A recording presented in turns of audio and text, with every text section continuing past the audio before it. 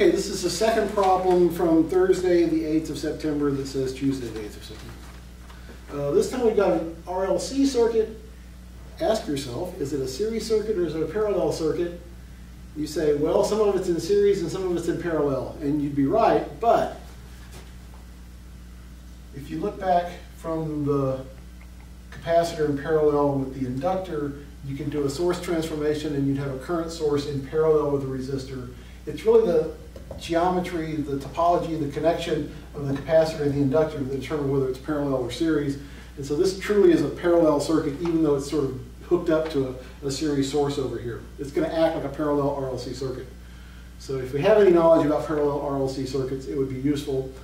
The standard procedure here, we're going to find the conditions before t equals 0, apply continuity conditions at t equals 0, and then we'll find the differential equation for t greater than or equal to 0, and transform that into the Laplace domain, and then apply the transform of the input, plug that in, and then inverse transform and see what we get. But we already said, it's complex, there's parallel RLC, it's second order. We know we could get complex roots, and that means you could get sinusoids and exponentials and things like that. So we'll see what we get. So for t less than 0, I'm going to try to conserve some real estate here on the board and do the t less than 0 case down here. Okay, everything's been constant, so the capacitor acts like an open, the inductor acts like a short. If the inductor acts like a short and the capacitor is like an open, all the voltage drops across the resistor. So for t less than 0, IL of t is going to be 100 volts divided by 20 ohms, which is 5 amps. And then also for t less than 0, since the inductor is acting like a short, that means it's got 0 volts across it, and that means there's 0 volts across the capacitor. So VC of 0 is equal to 0, VC of t for t less than 0 is equal to 0 volts.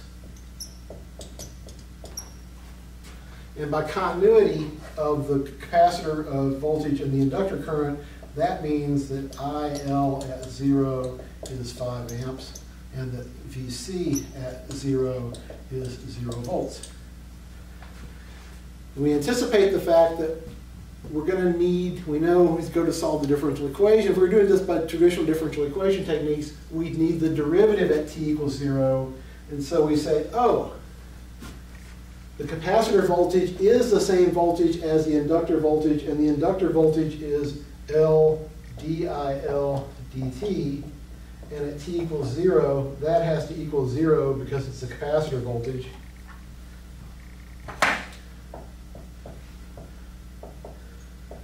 So we know that the derivative of the inductor current at t equals 0 has to be 0. So we've got our initial conditions on the inductor current. And again, parallel makes us think inductor current because parallel stuff currents add in parallel, whereas they all have the same voltage, so there's not a lot of information to be gained from the voltage there.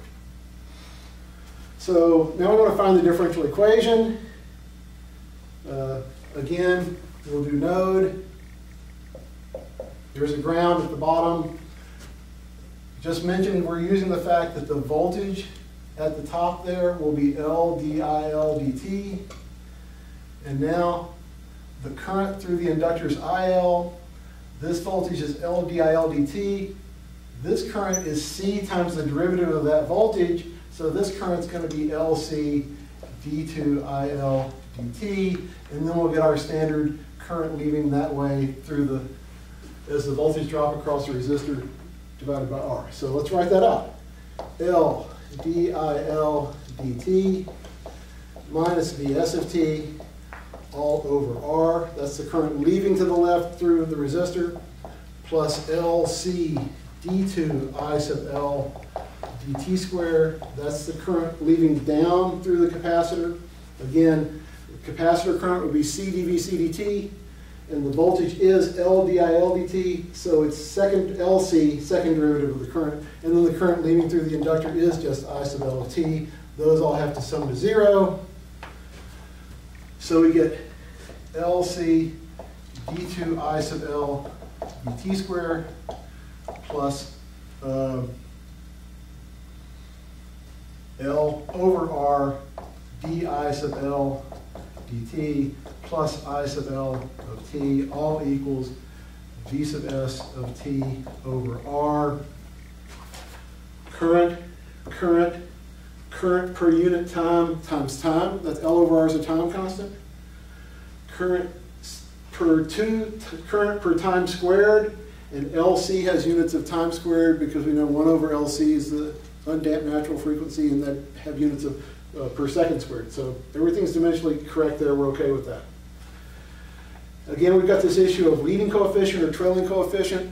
We're starting to get a sense that when we do the Laplace transform, this stuff's going to go into the denominator. We want leading coefficients of 1 so we can factor polynomials. So we go ahead and divide everything through by LC. So d2I sub L dt squared plus 1 over RC di sub L dt plus 1 over LC I sub L of t equals V sub S of t over RLC, and now everything's got units of currents per time squared. So there's the differential equation. And now we want to take that into the Laplace domain. I'll start from this side so we get the good stuff last. 1 over LC cap I sub L of S is the transform of the inductor current times its scale factor. We know that the derivative transforms into S I sub L of S minus the initial condition. And we get a 1 over RC there. And now we get the second derivative. So the second derivative is going to be S times the Laplace transform of the first derivative. And the Laplace transform of the first derivative is S I sub L of S minus I sub L of 0. And then minus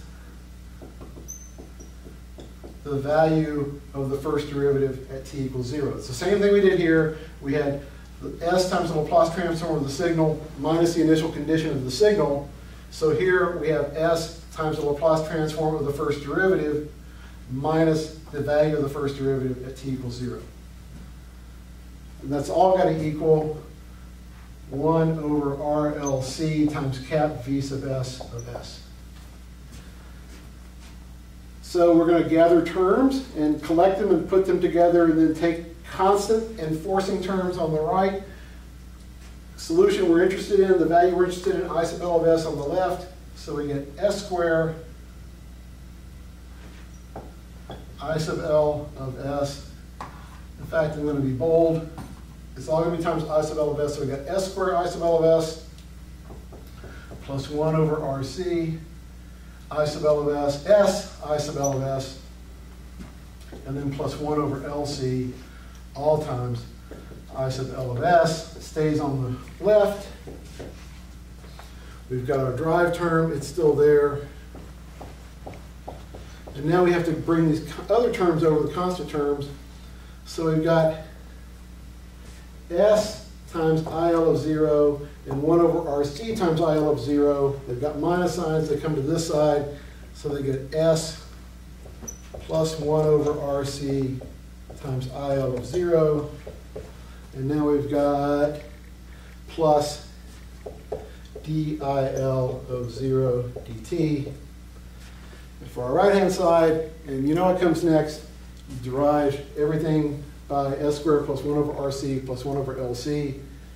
Somewhere in the back of your mind, you're saying that looks like the characteristic equation from when we did circuits and solved them in the time domain with differential equations. And of course it is. We'll talk more about that soon. But we get that the Laplace transform of the inductor current is, again, remember this from the previous problem, that's a number, so that's the numerator, 1 over RLC, all over S squared plus 1 over RCS plus 1 over LC. Yes, you could write this all under this whole thing, but it would be ugly and it wouldn't be something you would interpret, because each of these terms has a different impact. And so even though we're writing the same thing 3 times, we write the same thing 3 times. So we got S plus 1 over RC all over S squared plus 1 over RCS plus 1 over LC. And then we have di sub L of 0 dt. Let's treat that as like an input. Speaking of inputs, we lost the value of the initial, the inductor current at T equals 0, and so this one's going to have a 1 over S squared plus 1 over RCS plus 1 over LC, all times di sub L of 0 dt. And we're going to come back to this in the second part of this problem.